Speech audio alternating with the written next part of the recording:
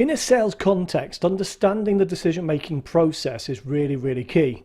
I'm sure many of you will have had the same situation that I've had over the years, where you've been dealing with your point of contact. You assume that that point of contact is the decision maker. You get all the way through what you consider to be the sales process to the point where you're expecting them to make a decision, and the answer you get is, oh, I just need to run that by my manager, or I just need to pass that onto the board just for approval.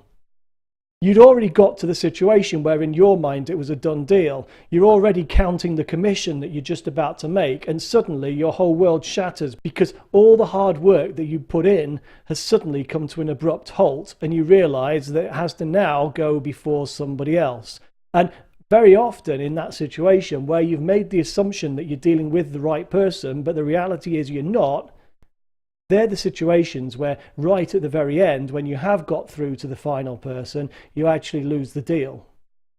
It's really important right from the offset to understand the decision-making process that your organization, your target organization, your prospect is going to go through. That's understanding the timeline. So from this point here to get to the final stage where you get sign-off, exactly what needs to happen at what stage. So the kind of things I would suggest that you need to be asking is, A, what is the time scale for the sign-off?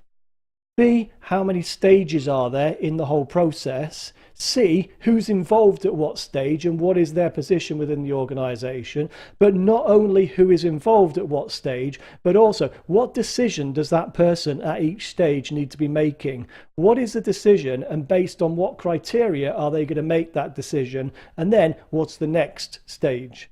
If you can at least make sure that you're one step ahead of the game at any point, then you stand a fighting chance of making sure that you're going to be in contact with the right person at the right time, who is ultimately going to be the person that signs it off.